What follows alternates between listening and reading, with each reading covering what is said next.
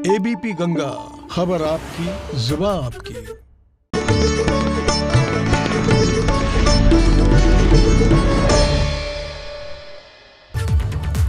नमस्कार, एबीपी गंगा देख रहे हैं आप। मैं अवधेश। उत्तराखंड प्राइम की शुरुआत करते हैं। उत्तराखंड विधानसभा के 4 दिवसीय शीतकालीन सत्र का समापन हो गया है। शीतकालीन सत्र अनिश्चितकाल के लिए स्थगित कर दिया गया। शीतकालीन सत्र में अनुपूरक बजट सहित 7 विधेयक पास हुए।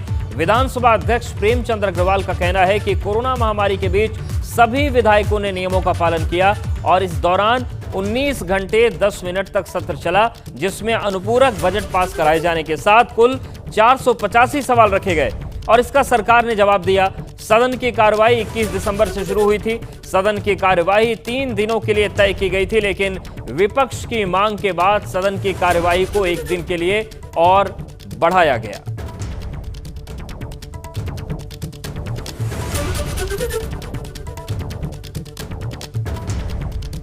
तो सदन के पटल पर कुल 485 प्रश्न रखे गए। विपक्ष की मांग पर 1 दिन की अवधि सदन की बढ़ाई गई और अब शीतकालीन जो सत्र है वो अनिश्चितकाल के लिए स्थगित कर दिया गया है। कह सकता हूं कि ये सत्र हमारा कामकाजी सत्र रहा और इसमें जो एक बड़ी बात मैं कह सकता हूं कि जब शुरुआत हमने की तो योग से की और योग से करने का परिणाम ये निकला कि पूरे 4 दिन बड़े हास परिहास के और सुंदर वातावरण में हमारा ये सत्र संपन्न हुआ। मैं इसके लिए पक्ष और विपक्ष के सभी मान्य सदस्यों का धन्यवाद कर रहा हूं, क्योंकि इनके सहयोग के कारण हमारा सदन बहुत व्यवस्थित और बड़े अच्छे ढंग से संपन्न होता रहा है। तो सत्र 4 दिन का जो था वो अनिश्चितकाल के स्थगित कर दिया गया है, लेकिन तमाम ऐसे मसले रहे जिसमें जमकर हंगामा हुआ। फिर चाहे वो महंगाई की बात हो, चाहे वो किसानों की बात हो, चाहे वो भ्रष्टाचार की बात हो या फिर नौकरशाही की निरंकुशता की बात हो, ये कई ऐसे मामले थे जिस पर जमकर हंगामा हुआ।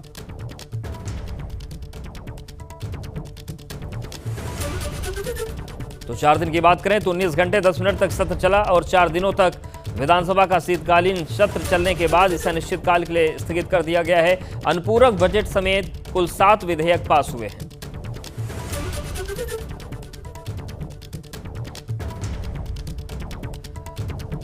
देहरादून में कांग्रेस कार्यकर्ताओं ने महंगाई के विरोध में प्रदर्शन किया। कांग्रेस कार्यकर्ता गैस सिलेंडर और प्याज लेकर विधानसभा के बाहर पहुंचे और प्रदर्शन किया। कांग्रेस के प्रदर्शन के दौरान प्रदेश अध्यक्ष प्रीतम सिंह भी मौजूद थे। कांग्रेस का कहना है कि बढ़ती महंगाई को रोक पाने में सरकार नाकाम रही है।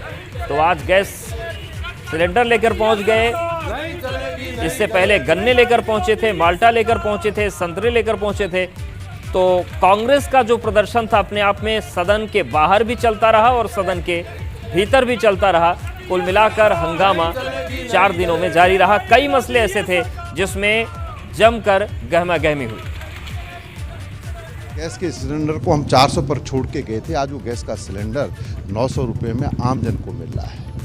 लेकिन संसदीय कार्य मंत्री तो कह देंगे कि नहीं, गैस का सिलेंडर जो है सस्ता है, पेट्रोल डीजल के दाम आसमान छू रहे हैं।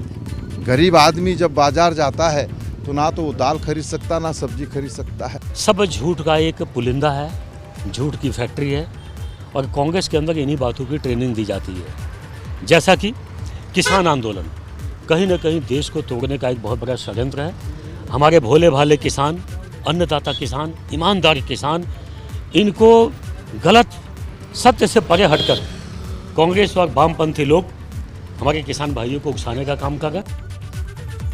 और हरिद्वार में 11 साल की मासूम के साथ रेप के बाद हत्या के मामले में कानून व्यवस्था पर सवाल उठ रहे हैं। राज्य सरकार ने डीआईजी गढ़वाल के नेतृत्व में जांच टीमों का गठन कर दिया है। इसके साथ ही मामले में फरार आरोपी के खिलाफ 1 लाख का इनाम घोषित किया गया। सरकार के शासकीय प्रवक्ता मदन कौशिक का कहना है कि इस मामले को फास्ट ट्रैक कोर्ट में चलाया जाएगा और दोषी को सख्त से सख्त सजा दिलाने की कोशिश की जाएगी।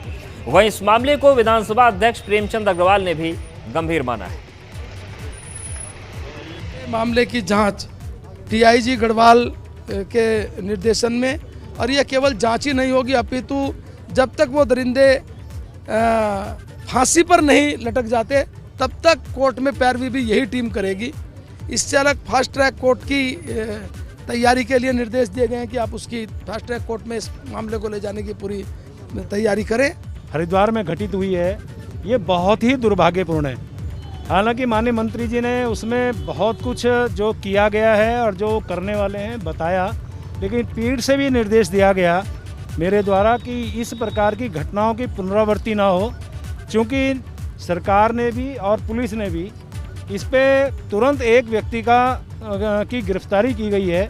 शेष जो भी बचते हैं उसके लिए पीठ ने निर्देशित किया है पुलिस प्रशासन को, इसके लिए वो तुरंत कार्रवाई करें। तो 4 दिन के सत्र में कई मामलों पर हंगामा हुआ, कई मामलों पर टकराव देखने को मिला, लेकिन किस तरीके का सत्र रहा, क्या पक्ष और विपक्ष मानते हैं, हम सीधे रुख करते हैं देहरादून का। हमारे साथ कांग्रेस विधायक काजी निजामुद्दीन जी जुड़ गए हैं और बीजेपी के प्रदेश प्रवक्ता वीरेंद्र बिष्ट जुड़ गए हैं। आप दोनों का बहुत स्वागत है।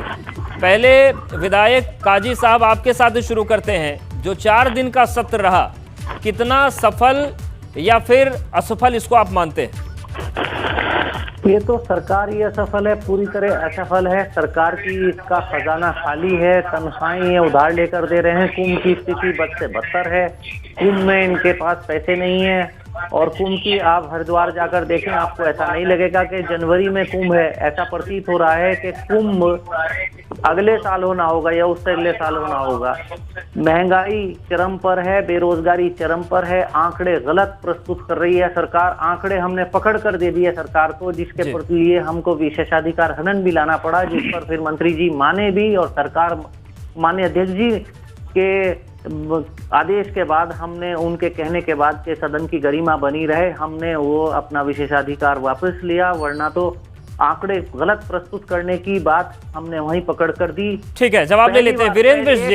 एक सेकंड, पहली बार ऐसा हुआ कि पीठ पर बैठे उपाध्यक्ष महोदय ने पीठ से बैठे बैठे विशेषाधिकार और अधिकारियों की अवहेलना और मंत्रियों के आदेश की अवहेलना का विषय, ये हिंदुस्तान में पार्लियामेंट्री प्रैक्टिस में पहली बार हुआ होगा। ठीक है, उस पर भी आएंगे काजी साहब। अधिकारी ने वीरेंद्र बिष्ट जी, आरोप बहुत गंभीर है। आरोप ये कि खजाना खाली है, जो विकास के काम है वो हो नहीं रहे हैं, और जब सदन में विपक्ष जवाब मांगता है तो आंकड़े गलत पेश किए गए, गलत चीजें बताई गई उनको। देखिए, अब ये आप भी देख रहे हैं कि खजाना हो सकता है कांग्रेस पार्टी का खाली होगा। आज उत्तराखंड राज्य में जो विकास तेजी के साथ हो रहा है, राज्य में कहीं किसी कर्मचारी ने ये खड़ा होकर नहीं कहा विपक्ष के लोगों को हमको तनख्वाह समय पर नहीं मिल रही है। आंगनबाड़ी कार्यकर्ता से लेकर पंचायत मंत्री से लेकर राज्य के अधिकारी कर्मचारी, हॉस्पिटल के सेक्रेटरी के, सबको तनख्वाह हम समय पर देते हैं। कहीं कभी किसी कर्मचारी ने ये नहीं कहा कि राज्य में आर्थिक संसाधनों की कमी। राज्य में बराबर आर्थिक संसाधनों को मजबूत किया जा रहा है और हमने कहीं पैसों की कमी नहीं होने दी। इस कोरोना संक्रमण काल में हमने लोगों को खाद्यान्न सुरक्षा दी है, स्वास्थ्य सुरक्षा देने। मुख्यमंत्री त्रिवेंद्र सिंह रावत जी के नेतृत्व में पहली बार हम नहीं, फिर वो क्यों कह रहे हैं कि आंकड़े गलत पेश किए गए सदन में? देखिए, उनका चश्मा विपक्ष का है।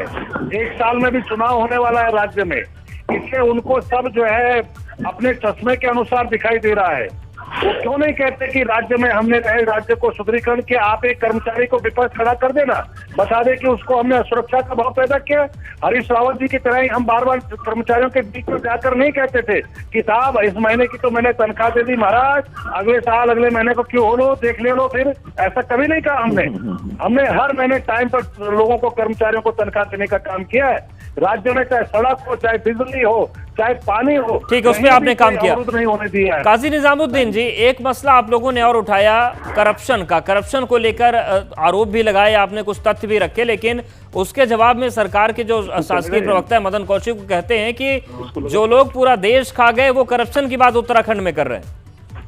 आप एक बात सुनिए, तो आपने सामने मेरे सहयोगी बिठाए हैं बिष्ट साहब।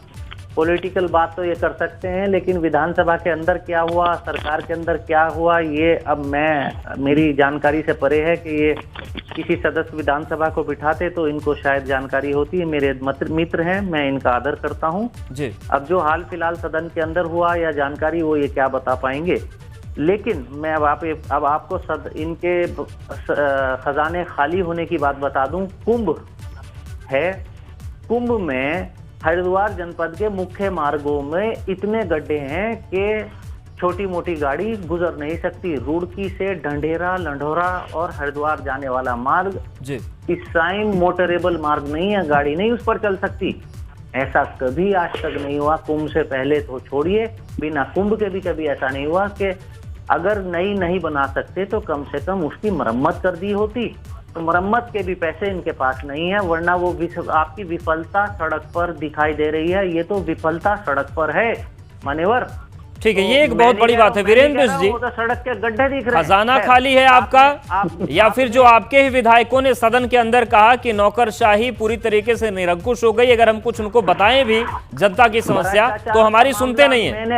गाजी साहब बहुत अदब से आपको सलाम करता हूँ। आप अपनी विधानसभा से बाहर निकले। इस समय हरिद्वार जनपद में जो विकास हो रहा है, अभूतपूर्व विकास हो रहा है। मैंने तो हरिद्वार अपनी विधानसभा नहीं साहब, मेरी विधानसभा नहीं है साहब वो।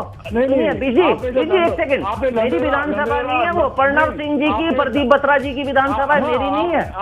आपने लंडोरा और इन क्षेत्रों की बात कही। मैं आपको अदब के साथ में सलाम करते हुए कहता हूँ कि हरिद्वार में करना है। आपके यहाँ इतना विकास हो रहा है कि आप जनता को बताते बताते थक जाएंगे। सड़कें दुरुस्त हो रही है, सड़कों को हम ठीक कर रहे हैं। हमने पूरा बजट का प्रावधान किया है। कुंभ के बाद अभी देखेंगे आप, कुंभ के बाद होगा भाई साहब, कुंभ के बाद कलप हो जाएगी। कुंभ के बाद हरिद्वार में जाके देखिए आप निश्चित हो जाइए।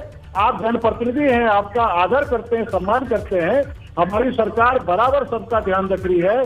हम कहीं भी पैसों की नहीं बिश साहब, लेकिन एक सवाल उठ रहा है कि आपकी सरकार सबका ध्यान तो रख रही है, लेकिन आपके ही विधायकों ने और उपाध्यक्ष ने आरोप लगाया कि जो अधिकारी हैं वो हमारी सुनते ही नहीं है। क्या इस वजह से विपक्ष को आरोप लगाने का मौका मिल जाता है? देखिए निश्चित रूप से ये घटना सदन में हुई है और इसको छुपाने से छुपाया नहीं जा सकता है। जो बात सामने हुई है निश्चित वो बात दूर तक जाती है।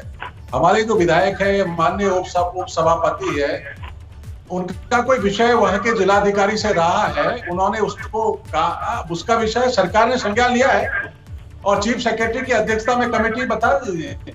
और मैं विश्वास दिलाता हूं कि राज्य में अपने विधायक हो चाहे दूसरे विधायक हो, सबका काम बेहतर तरीके से हो रहा है और राज्य में और जनपदों में कहीं हम अनदेखी नहीं कर रहे हैं। ठीक, अनदेखी नहीं होगी। हम बजट काजी निजामुद्दीन जी, लेकिन सवाल किसानों का जो था, किसानों पर भी आप लोगों ने मोर्चा खोला, लेकिन सवाल यह भी उठता है कि 2008-2007 में जब स्वामीनाथन आयोग की रिपोर्ट आ गई थी, 2014 तक तो आप लोग सत्ता में थे, तब तक किसानों की चिंता नहीं होती थी क्या? अब अचानक से किसानों की चिंता जगी। उस दौर में आप लोग क्यों लागू नहीं करवा पाए थे? आपके साथ एक बड़ी परेशानी है मेरे मीडिया के मित्रों के साथ कि पंडित जवाहरलाल नेहरू लेकर देश का आकलन आप आज भी करते हैं। मैं उस टाइम की बड़ाइयां अगर नहीं सर, आपकी आपत्ति का पूरा सम्मान है, लेकिन सत्ता में रहे हैं तो सवाल होगा। सुने, तो मैं अगर उस टाइम के सत्ता के बड़कपन को बयान करूंगा तो आपके चैनल का सारा समय जाता रहेगा। लिहाजा अभी आप फिलहाल 6 साल की अगर बात करें, अगर आप 6 साल की, अब या तो देखिए मेरे बस की बात तो लड़ना है नहीं। सुनिए आप किसान सम्मान निधि दी है, सुनिए आपके क्षेत्र के किसानों को मिला है और गन्ना किसानों का भुगतान आपके क्षेत्र के किसानों का भी हुआ है। ठीक है बिश जी, सुन लेते हैं, फाइनल कमेंट ले लेते हैं, वक्त कम है। काजी साहब बात पूरा करें। एक एंकर साहब देखिए, मेरे बस की बात नहीं है, मैं बोलूं तो या तो मैं बोलूं। ठीक है सर, वक्त कम है, आप अपनी बात पूरी कर लीजिए। अब अगर ये मेरे बोलने में बोलते हैं तो मैं माफ कीजिएगा, मैं तो चैनल छोड़ दूंगा आपका। अगर या तो सुने, सब्र रखिए, आप भी बोलिएगा।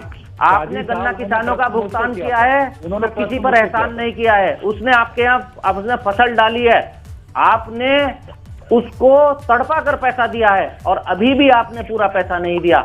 आपके टाइम का 3 साल का भुगतान अभी भी बकाया है किसानों पर। क्यों कोर्ट केसेस हो रहे हैं? कोर्ट केसेस की जिम्मेदारी किसान ये तमाम ऐसे मामले हैं जिस पर सरकार को जवाब देना होगा और यही वो मसले थे जिसको लेकर सदन में जमकर हंगामा भी हुआ। आप दोनों का बहुत शुक्रिया हमारे साथ जुड़ने के लिए और बातचीत करने के लिए। तो सदन का जो शीतकालीन सत्र है वो अनिश्चितकाल के लिए स्थगित हो गया है, लेकिन कई ऐसे मसले रहे जिसमें जमकर गहमागहमी हुई। यहाँ पर वक्त एक छोटे से ब्रेक का है, फौरन हाजिर।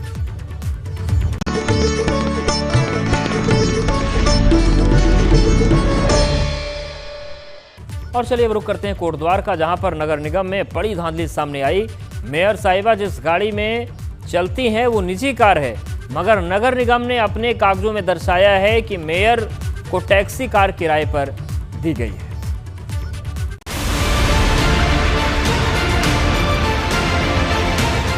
कोटद्वार में आरटीआई के जरिए मांगी गई जानकारी में एक चौंकाने वाला मामला सामने आया है। मेयर साहिब जिस गाड़ी में चलती हैं, वो उनकी प्राइवेट गाड़ी है, मगर कागजों में मेयर साहिब को सरकारी गाड़ी दी गई है। वो न सिर्फ टैक्सी कार है, बल्कि उसका खर्च भी सरकार की जेब से जा रहा है। अब आपको पूरा मामला समझाते हैं। आरटीआई के तहत पता चला है कि नगर निगम ने टैक्सी गाड़ी के लिए टेंडर निकाला था, जिसमें मेयर के लिए टैक्सी कार को किराए पर लिया गया था। नगर निगम की तरफ से निकाले गए टेंडर में साफ साफ लिखा गया है कि इनोवा क्रिस्टा वाहन की नगर निगम को जरूरत है, जिसके लिए नगर निगम की तरफ से 35,000 रुपए महीने दिए जाएंगे। टेंडर में यह भी साफ साफ लिखा गया है कि कार की रजिस्ट्रेशन डेट 2019 की होनी चाहिए। अब आप उस कार के दस्तावेजों को देखिए। जो कार नगर निगम ने हायर की है, उसकी रजिस्ट्रेशन डेट 8 मई 2018 है।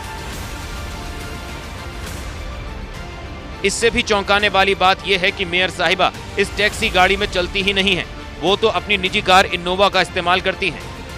इनके द्वारा उसमें घालमेल ये किया गया है कि एक कोई टैक्सी कार है जिसने कि यहाँ पर खुद टेंडर डाला था, तो इन्होंने टेंडर तो अपने आदमी के नाम पर निकाल देने का निगम की जो पार्षद है उसकी फैमिली के नाम पर वो गाड़ी है, मीना देवी के नाम पर, अनिल रावत पार्षद है, उनकी बीबी के नाम पर वो गाड़ी है, और कागज़ लगा दिए। वो जिसने टेंडर भरा था उसने भी भरा था, इन्होंने भरा था टेंडर पर, इन्होंने खोल तो अपने नाम पर दिया, कागज़ दूसरी गाड़ी के लगा दिए। आरटीआई डालने वाले शख्स का कहना है कि अब पूरी बिलिंग मेयर की निजी कार के नाम पर हो रही है, और सारा बिलिंग जो हो रही है वो 6242 जो मेयर की गाड़ी है, जो इंडिविजुअल नंबर है, प्राइवेट नंबर, उस पर हो रही है, एलाइड सर्विस के नाम पे। तो कहीं ना कहीं बहुत बड़ा घालमेल है। 420 ही है, क्योंकि ये गवर्नमेंट एक्ट के तहत है कि गवर्नमेंट में अनुबंध पे जो गाड़ी लगेगी वो टैक्सी नंबर लगेगी। उधर एबीपी गंगा ने इसे लेकर नगर आयुक्त से बात की। नगर आयुक्त भी मामले पर साफ साफ बोलने से बचते नजर आ रहे हैं। कल सोशल मीडिया में भी चल रहा था, तो किसी के द्वारा हमारे यहाँ से कोई सूचना अधिकार में फाइल के कुछ अभिलेख मांगे गए थे, और वो अभिलेख जो है उसमें चल रहे थे, ऐसा सुनने में आया। तो मैं अभी पत्रावली की जांच करूंगा, और उन्होंने मुझे एक प्रत्यावेदन दिया है कि इस पे जांच की जाए। तो वो प्रत्यावेदन जैसे मेरे पास आता है तो मैं उसमें जांच करवाऊंगा, और जांच के बाद ही कोई डिसीजन लिया जाएगा कि वास्तव में वो क्या है। नगर निगम ने जिस कार को किराए पर लिया था, उसके पेमेंट मेसर्स केयर एलाइड नाम की एक कंपनी के नाम से हो रहा है। अब जांच इस बात की भी होनी चाहिए कि यह कंपनी किसकी है और इस मामले से उसका क्या लेना देना है। एबीपी गंगा के लिए कोटद्वार से गिरीश तिवारी की रिपोर्ट। और लक्सर में पुलिस ने लंबे समय से फरार चल रहे अपराधी को नोएडा से गिरफ्तार किया। आरोपी हत्या जैसे संगीन अपराधों में शामिल रहा। वो 2013 से फरार चल रहा था। आरोपी यूपी के बड़ौत का रहने वाला है, जो लक्सर इलाके में क्राइम की वारदातों में शामिल रहा। पुलिस ने इस पर 5,000 का इनाम घोषित कर रखा था।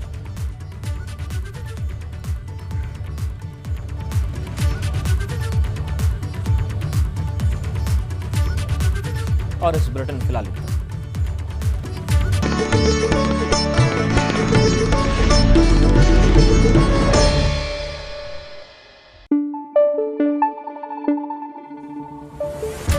Thank you.